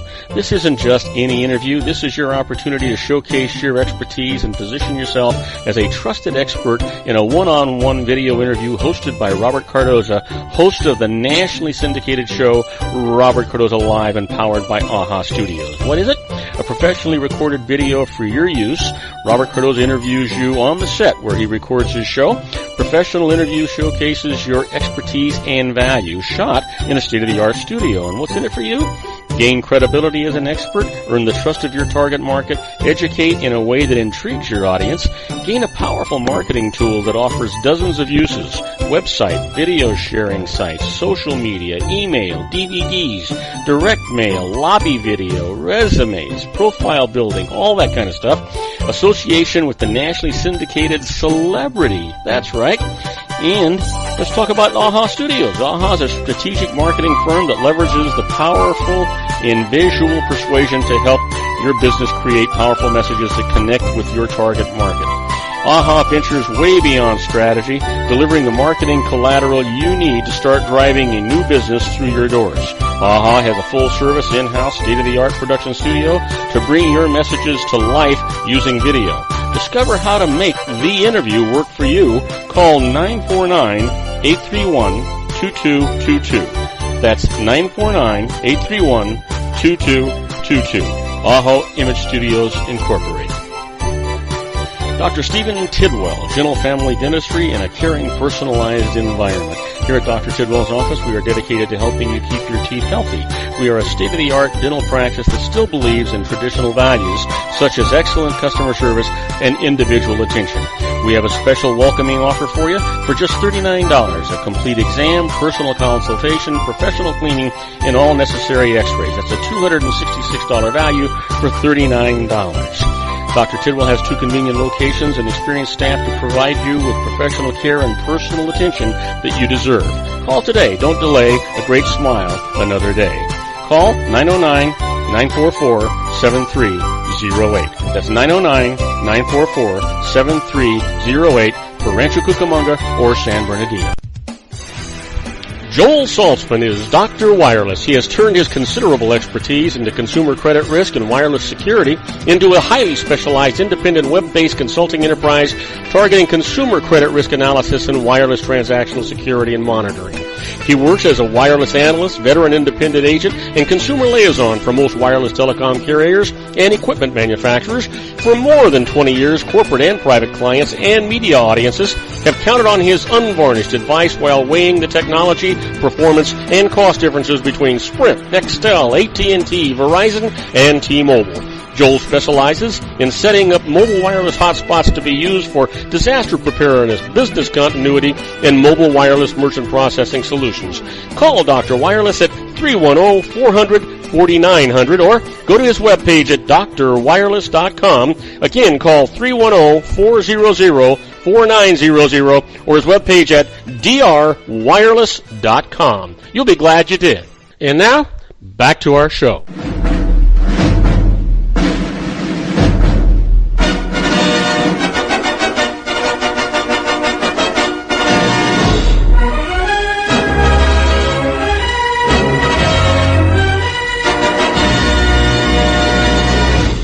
And I am Robert Cardoza. You're listening to Robert Cardoza Live on the street at the intersection of business and politics. And it is that time. It's time for the tribute to the late, great Paul Harvey and the rest of the story. The biggest and best voice in America reveals the startling heartbeats behind the headlines. You know, Paul Harvey, one of America's favorite radio and TV commentators, heard over 775 ABC radio stations and over 400 foreign stations, seen on 110 television stations, traditions, read in 300 newspapers, recipient of numerous awards and honors, including 9 honorary degrees. He's on the Gallup Polls list of America's most admired men. Well, all of these stories come directly from Paul Harvey, and we just repeat them here for your edification and your enjoyment. The story for today, the bully and the boy. Now, we start in Bavaria, 1934. It was the wrong time and the wrong place to be a Jew. And Heinz was a Jew. The little Bavarian village of Fürth was already overrun with Hitler's young thugs. To be a Jew of any age was to be a target. And Heinz was only 11. It was the first minute of a black hour in European history. Some fled before the clock ran out. For many, time stood forever still. But Heinz was one of the lucky ones, and he would take with him from that place a creeping horror, an indelible lesson with which one day he would make the whole world less dark. Tradition, the song goes, Heinz's father was a school teacher, as had been his father before him. Tradition. The precepts of Judaism were carefully handed down from one generation to the next, and Heinz learned them well. The observance of the Sabbath, of Rosh Hashanah, of Yom Kippur. But for Heinz's parents, those ancient traditions had gained a new importance. They were a means of teaching their children self-control at a time when sudden impulse could be dangerous. In the beginning, it was difficult. Heinz started out in a cozy, close-knit little world. He vastly preferred soccer to school. A happy, often mischievous child, there were always tricks to play, pigtails to pull. He was an undistinguished student, expounding at great length and with great flourish only when he knew the answers. But Heinz didn't always know the answers. Then that black hour descended, as it always does, 1 second at a time. Heinz's father was dismissed from his teaching post. There were fewer and fewer soccer games. Heinz was expelled, forced to attend an all-Jewish school.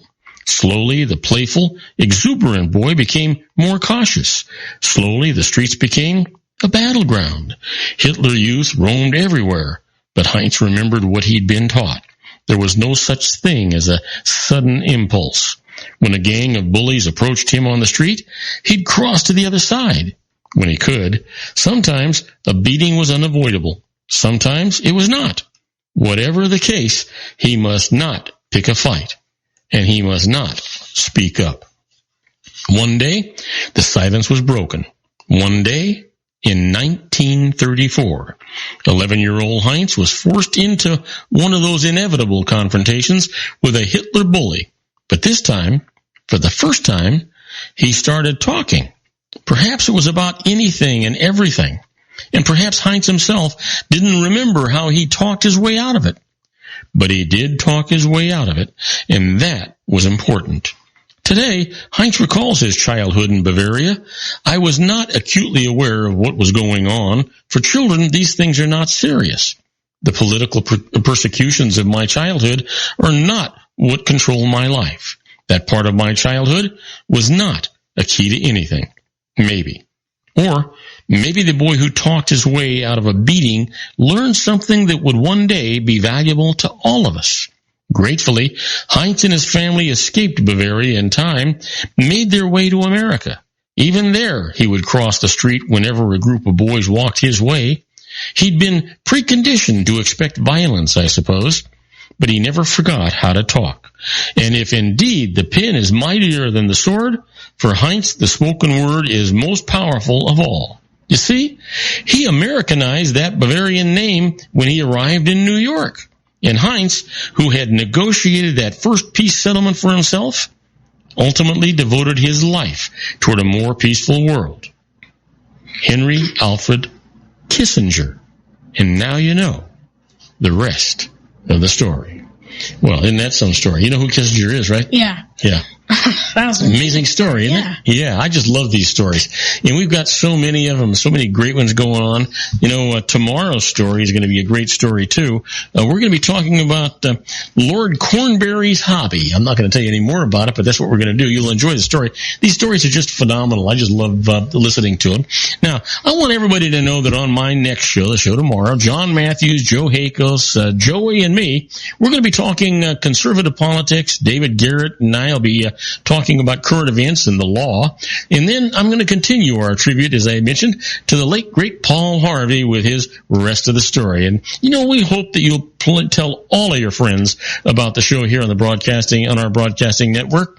And you know what? Don't forget to get our app. It's absolutely free. If you have a Windows product or an Android product, you can go to GooglePlay.com and just search Robert Cardoza Live. It's absolutely free. Download it there. If you have an Apple product, just go to the Apple Store. Search Robert Cardoza Live. It's going to be right there. And again, it's absolutely free. Best way to listen to our show, no matter where you are, worldwide. And if we're broadcasting live like we are now, you can actually chat with us at the same time we're doing the show. Otherwise, you can just pick and choose the shows you want to listen to at your own leisure and go back and listen to some of our previous shows. The explanation of what those shows are under the information mark, just tap on it. It'll tell you what that particular show is actually all about. That's our show for today. Beginning today, treat everyone you meet as if they were going to be dead by midnight. Extend them all the care, kindness, and understanding that you can muster. Your life will never be the same again. So many of our dreams at first seem impossible, then they seem improbable, and then, when we summon the will, they soon become inevitable. The real secret of happiness is to make others believe that they're the cause of it. Robert Cardoza Live is brought to you by blogtalkradio.com every Monday through Friday from 4 p.m. to 6 p.m. Pacific Time. Now, go out and make it a great day. Your host has been Robert Cardoza, the technical advisor, Matchstick Digital, and your executive producer, also Robert Cardoza.